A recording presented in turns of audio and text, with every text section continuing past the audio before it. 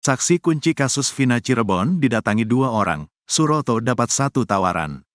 Suroto, 50, satu di antara saksi penting dalam kasus pembunuhan Vina Cirebon dan Eki di Jembatan Talun, Kabupaten Cirebon, didatangi oleh perwakilan Lembaga Perlindungan Saksi dan Korban, LPSK, Jakarta, Jumat, tanggal 7 Juni tahun 2024. Pertemuan ini berlangsung sekitar pukul 14 waktu Indonesia Barat dan bertujuan untuk menawarkan perlindungan kepada Suroto. Ya, tadi sekira pukul 14 waktu Indonesia Barat, saya didatangi oleh Lembaga Perlindungan Saksi dan Korban, LPSK, Jakarta dengan menawarkan perlindungan kepada saya, ujar Suroto saat diwawancarai di Balai Desa Kecomberan, Kecamatan Talun, Kabupaten Cirebon, Jawa Barat, Jumat, tanggal 7 Juni tahun 2024.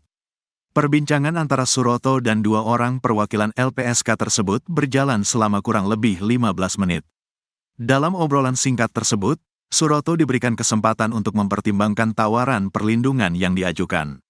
Setelah berpikir matang, Suroto akhirnya memutuskan untuk menerima tawaran tersebut. Dengan obrolan yang singkat dan saya diberi kesempatan untuk berpikir, saya pun akhirnya menyetujui tawaran tersebut, ucapnya. Meskipun hingga saat ini Suroto belum mengalami ancaman atau teror terkait kesaksiannya, ia menyadari pentingnya perlindungan dalam menghadapi kemungkinan ancaman di masa mendatang. Suroto juga siap jika dibutuhkan untuk memberikan kesaksian ulang dalam kasus ini. Saya sampai saat ini alhamdulillah belum ada yang neror terkait kesaksian saya dalam kasus Vina dan Eki. Nah, saya pun siap jika memang dibutuhkan untuk memberi kesaksian ulang dalam kasus ini, jelas dia. Dalam pertemuan tersebut, Suroto juga menerima amanat khusus dari LPSK untuk segera melapor jika mengalami hal-hal yang tidak mengenakan, seperti menerima telepon atau teror yang berkelanjutan.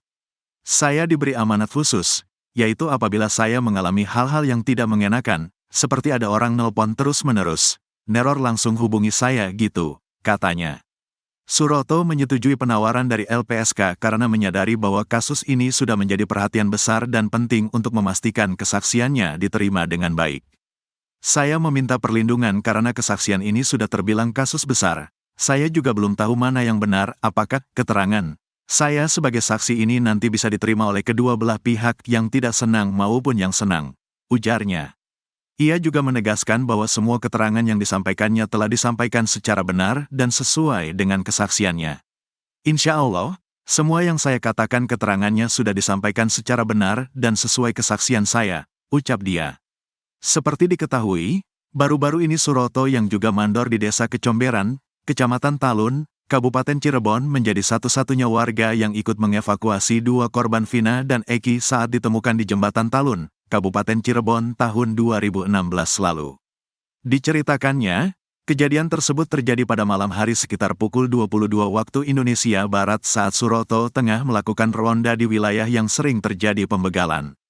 Ya, saya jelaskan kronologinya.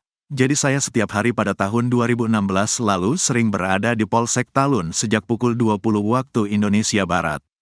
Tujuannya untuk berjaga dan berkeliling, karena pada waktu itu di wilayah sini, Talun, sering terjadi penjamretan atau pembegalan dengan sasaran orang pulang kerja atau perempuan, ujar Suroto. Terkuak, ada 2 sosok polisi yang bantu evakuasi Vina dan Eki ke rumah sakit.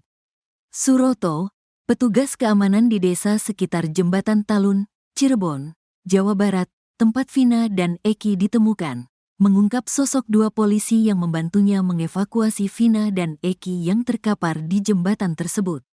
2 polisi itu bernama Suja dan Suparti. Pak Suja, Pak H. Suparti, ungkap Suroto dilansir dari YouTube Tiven, Jumat, tanggal 7 Juni tahun 2024. Sebelumnya, Suroto menceritakan jika saat itu dirinya menemukan Vina dan Eki tergeletak penuh darah di jalan.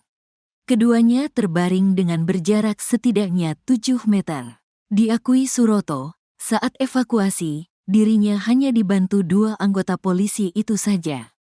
Ngangkat korban laki bertiga aja, korban perempuan 3 aja, saya dengan anggota kepolisian 2 orang, ungkapnya.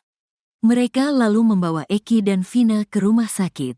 Dibawa ke rumah sakit pakai mobil patroli polisi, ungkapnya. Polisi bernama Suja dan Suparti itu merupakan anggota Polsek Talun kala itu. yang sedang piket di malam peristiwa kematian Vina dan Eki tahun 2016 silam. Namun kini kedua anggota polisi itu sudah pensiun. Sosok dua anggota polisi yang jadi bersama saksi mata Suroto di TKP penemuan mayat Vina dan Eki di Cirebon akhirnya terungkap. Dua anggota polisi itu bahkan bisa menguatkan pernyataan Suroto soal kondisi kedua korban. Bahkan soal posisi jasad Eki, lalu Vina yang saat itu masih hidup juga akan terungkap. Sebab, polisi rupanya salah menentukan titik kejadian pada saat prarekonstruksi. Mantan Kabareskrim Susno 2J mengatakan, kesaksian Suroto ini bahkan bisa membebaskan Pegi, bahkan 8 terpidana yang sudah divonis. Jadi saksi mata di TKP pada Sabtu 27 Agustus 2016 lalu, Suroto mengatakan bahwa pada malam itu Mel tidak ada di lokasi penemuan Vina dan Eki. Menurut dia, saat itu yang membantunya mengangkai kedua korban adalah anggota polisi dari Polsek Talun. Diungkap Suroto, saat itu banyak pengendara yang lalu lalang namun tidak ada yang berani menolong korban. Suroto yang merupakan perangkat desa pun langsung berinisiatif mengecek kedua korban. Ia memastikan bahwa pada malam penemuan itu, Eki sudah meninggal dunia. Suroto lalu menghubungi Polsek Talun untuk mengabarkan peristiwa itu. Tak lama, dua anggota polisi datang ke TKP. Diakui Suroto, saat evakuasi, dirinya hanya dibantu dua anggota polisi itu saja. Suroto kemudian mengungkap sosok dua polisi yang membantunya itu. Diungkap Suroto, saat itu dua anggota polisi yang datang ke TKP merupakan petugas piket. Suroto mengungkapkan nama dari dua anggota polisi yang datang yaitu, bernama Suja, dan Hasuparti. Suroto juga mengatakan kalau anggota polisi itu kini sudah pensiun. Namun ia tak menjelaskan apakah salah satu atau keduanya. Dirinya memastikan kalau keduanya merupakan anggota Polsek Talun yang malam itu sedang piket. Mereka lalu membawa Eki dan Vina ke rumah sakit.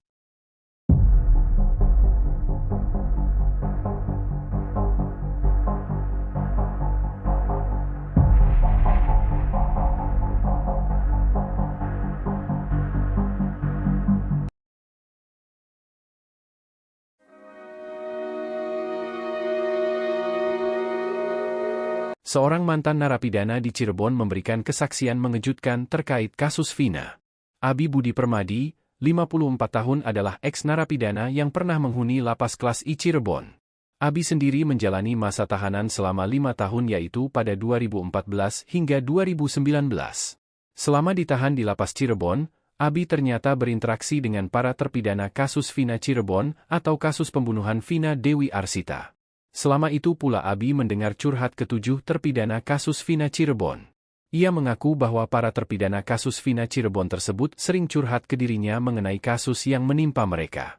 Pria ini mengatakan begitu dekat dengan mereka karena dirinya saat menjalani tahanan ditugaskan menjadi tamping masjid di lapas kelas 1 Cirebon.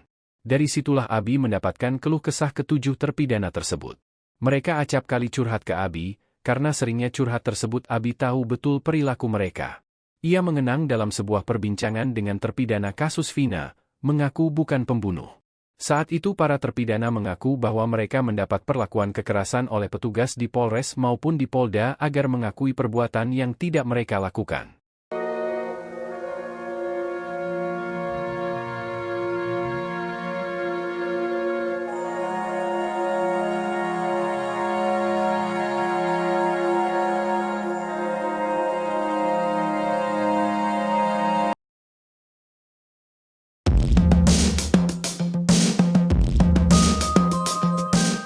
Pembina XTC Kota Cirebon, Doci mengaku sempat mengira kalau Rivaldi Aditya Wardana, terpidana kasus Vina Cirebon adalah anggotanya.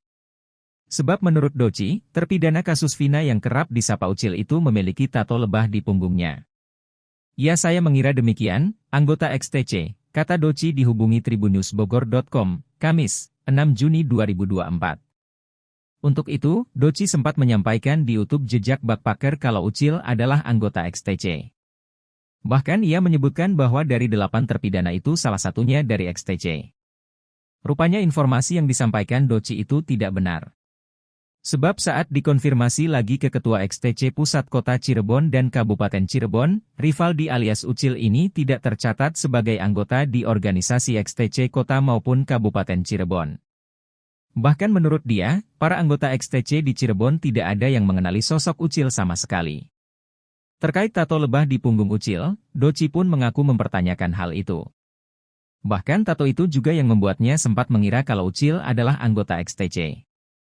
Kemudian soal pernyataannya terkait adanya bendera XTC di antara para terpidana, Doci pun mengaku salah. Sebab di YouTube Jejak Backpacker, Doci sempat menyebut kalau 8 terpidana itu salah satunya adalah bagian dari XTC. Namun ia kembali memastikan kalau Ucil bukan anggotanya. Sebelumnya, Ketua XTC Cirebon, Alfianas memastikan kalau para pelaku termasuk Ucil bukan anggota geng motor XTC. Bahkan menurut dia, 4 geng motor yang ada di Cirebon tidak mengenali mereka. Keempat geng motor itu diantaranya, XTC, GBR, Moonraker dan Konak, tidak ada yang mengetahui para pelaku dari geng motor mana. Padahal di bio Facebooknya, Ucil menulis kalau dirinya anggota XTC 007 Jawara Cirebon.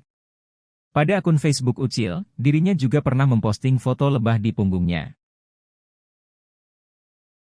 Saksi mata di TKP penemuan Vina dan Eki, Suroto membantah keterangan mel-mel yang mengaku ada di lokasi. Suroto bahkan memastikan kalau sosok mel-mel itu tak ada di lokasi. Bahkan menurut Suroto, saat Vina dan Eki terkapar di sisi trotoar, tak ada satupun yang menolong mereka. Padahal kata Suroto, saat itu banyak warga lalu lalang di sekitar flyover Talun tersebut. Namun tak ada satupun yang berani menolong hingga akhirnya Suroto datang. Padahal saat itu, kata Suroto, Vina masih merintih meminta tolong. Saat itu, kata Suroto, kondisi wajah Vina dan Eki seperti habis disiksa. Suroto juga mengungkap kalau kondisi evakuasi saat itu hujan. Kemudian Suroto pun memastikan kalau mel-mel saat kejadian tiak ada di lokasi. Menanggapi kesaksian Suroto, mantan Kabareskrim Susno 2J mengatakan, kesaksian Suroto ini lebih meyakinkan. Bahkan Susno 2J membandingkan kesaksian Suroto dengan mel-mel dan Aib. Susno 2J juga mengatakan kalau kesaksian Suroto ini bisa mengungkap kasus yang sebenarnya.